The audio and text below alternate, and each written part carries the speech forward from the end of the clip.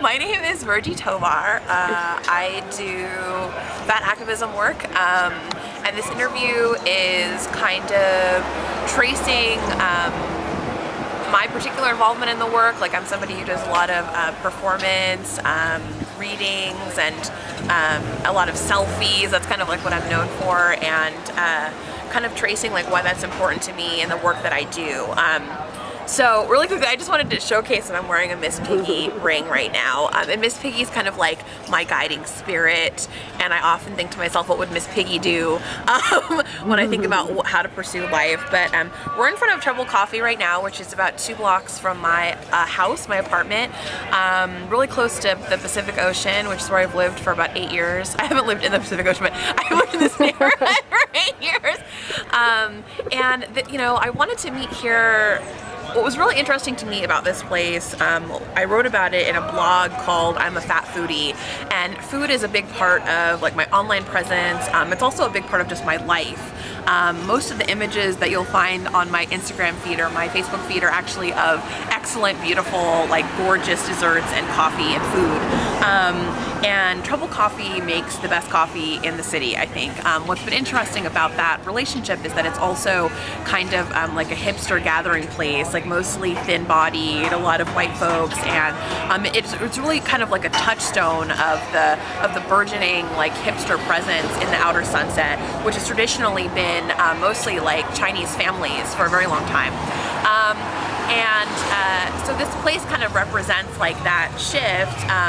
And when I started writing about it, I was really interested in the fact that I experienced it as a space of kind of hostility, like how my body, as a brown body, as kind of a high femme body, as a fat body, how I was kind of disrupting the project building of hipster futurity, as I might call it. And I would walk in and kind of, and it's difficult to say, like my gut sort of said that there was this hostility coming externally, but it's also possible that I was just sensitized to the general attitudes of like thin white folks, and hostility towards my body. But what's funny, right, is like at the end of the day, my like gourmand identity or whatever, and maybe a little bit of my cheekiness and the way that I like to disrupt those kinds of spaces really compelled me to like go in and just continuously get like this coffee. I mean, it's like amazing. It's really smoky. They roast it, you know, in there, and it's just like, in my opinion, again, the best cup of coffee in San Francisco. And I just sort of, you know, I think that at once I was intimidated by the process of like interrupting this project, but I was also deeply intrigued by both the coffee and also the notion of the disruption itself. Though scary, I just found that, you know, I was willing to risk some of my emotional safety to a certain extent to like have that experience, I guess. Yeah. Yeah. And then I have like some pumpkin. It's like, I ate almost all of it, but it's like chocolate chip pumpkin bread. It's very pretty. They make really good pastries there. I'm really on the pumpkin spice train. So yeah, I'm gonna eat it now. It looks delicious. Oh, you want me to give you a tour? Yes. Okay, so we're in the Outer Sunset.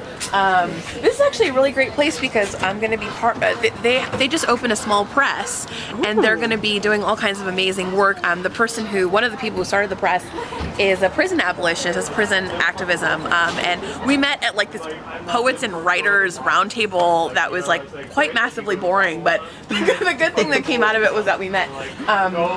So like this is going to be like a little storefront when it's kind of done being built.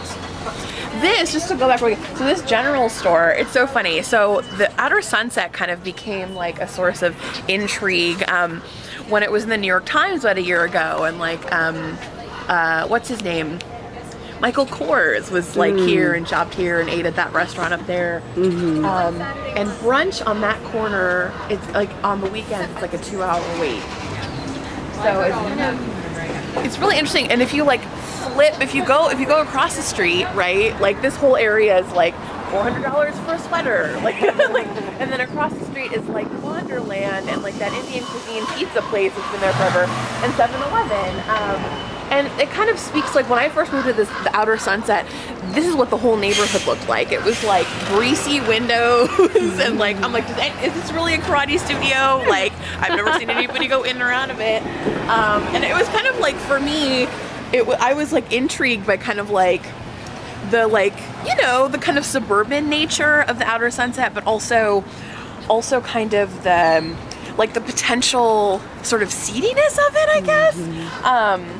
And so sort of like essentially the like long and short history of the Outer Sunset. I'm going to give you like the short version because I don't know the long version actually, but and essentially a timeline from when you moved here. Okay, so I'm going to start before I moved here because I think the history is really cool.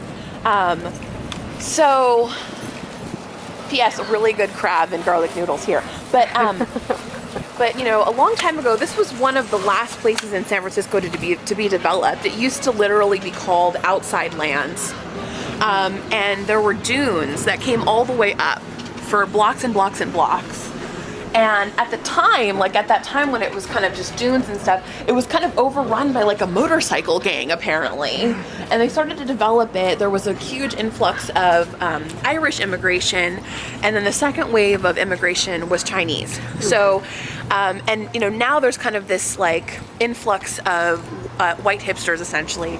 And again, this kind of is happening slowly, and there's still, you know, a lot. I mean, I feel like when I look around my neighborhood, I feel like I primarily see Chinese families, but there's also like a growing and very visible presence of white hipsters. What's interesting is like the introduction of parklets and things like that, like in front of Trouble Coffee, where like there's this public display of whiteness in a way that, and thinness even, that you don't, that typically, like, you know, I feel is very, it's a touchstone and kind of like something that's very indicative of like a middle class aesthetic, like this idea of being seen and being on display. So it's really interesting to me to like see that, you know, at the end of the day, when I'm on the train, when I'm walking around my neighborhood, I'm mostly seeing Chinese families, but in terms of like people who are perched like for hours and hours and hours, these are white people. And so it really creates this like interesting dynamic of like the visual aspect of the Outer Sunset and like what people perceive like when they think of the Outer Sunset, and even my own perception.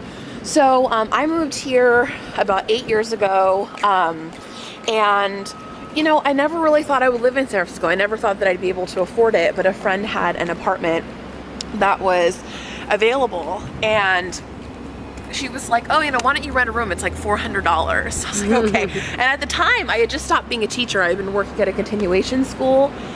And I was just losing my mind. Like, I mean, it was really, really hard work. And I think that, unfortunately, as much as I love my students, it was just too much emotional stress for like a 23-year-old. So I decided that I was just gonna leave. You're being watched. See that? I decided that I was gonna, like, take advantage of my friend's offer. And so I came, and it literally, like, I had spent a year living at my parents' house, teaching at the school that I went to when I was in high school, or the one adjacent to it. And I was depressed. It was terrible. So I had saved a bunch of money because I didn't do anything that whole year. So I had the means to kind of, you know, live off, even if I couldn't find a job, but I could live off of like that money, that savings for like a few months. So I moved here, and I just never left. I think, like, for a long time, to speak a little bit to like the transformation of it,